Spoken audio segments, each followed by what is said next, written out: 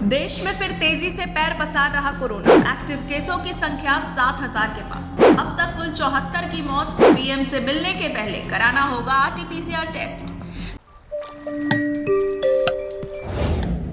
Corona के 4 नए variant का डर। कोरोना के खिलाफ युद्ध स्तर पर तैयारी चालू। जानिए बिहार में कितना है कोरोना का असर। देश में एक बार फिर कोरोना वायरस के मामले तेजी से बढ़ रहे हैं।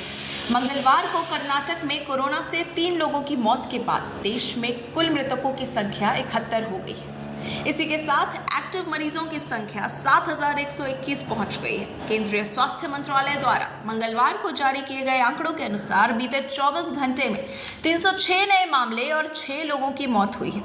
इनमें कर्नाटक के 2, केरल और दिल्ली में 1 मरीज ने संक्रमण के कारण अपनी जान गंवाई है। आपको बता दें कि कोरोना से अब तक महाराष्ट्र में सबसे ज्यादा यानी कि 19 मौतें हुई। इसके बाद केरल में 19, दिल्ली में 8 और कर्नाटक में 11 लोगों ने कोरोना संक्रमण के कारण अपनी जान गंवाई है। इसके साथ ही गुजरात में 114 और कर्नाटक में 100 नए मामले सामने आए हैं। आंकड़ों के अनुसार देश में बीते 10 दिन में 3,000 से ज्यादा कोरोना के मामले दर्ज किए गए हैं। वहीं इस दौरान 40 से ज्यादा लोगों की मौत हो गई है।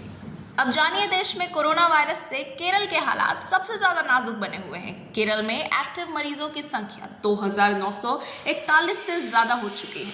राज्य में बढ़ते मामलों के बीच सरकार और स्वास्थ्य विभाग एक्टिव हो चुका है। मीडिया को संबोधित करते हुए केरल के स्वास्थ्य मंत्री ने कहा कि कोरोना का एक नया वेरिएंट बुजुर्गों में और पहले से बीमार लोगों में काफी ज्यादा खतरनाक है। स्वास्थ्य मंत्री ने लोगों से मास्क का इस्तेमाल करने और सैनिटाइजर का उपयोग करने की अपील की।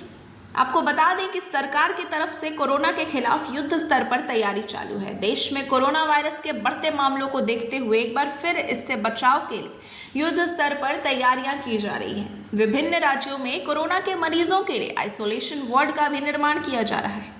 ऑक्सीजन और अन्य दवाओं की पूर्ति के लिए अस्पताल और प्रशासन तैयारी कर रहा है।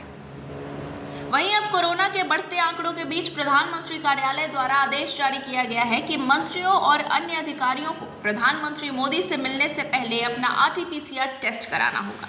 टेस्ट कराने के बाद ही मंत्री प्रधानमंत्री से मुलाकात कर पाएंगे और आरटीपीसीआर की रिपोर्ट नेगेटिव आने के बाद ही अधिकारी और मंत्री पीएम मोदी से मुलाकात कर पाएंगे। क्या है आरटीपीसीआर टेस्ट? जानकारी के लिए बता दें कि reverse transcription polymerase chain reaction RTPCR test corona का पता लगाने के लिए एक सशक्त टेस्ट है।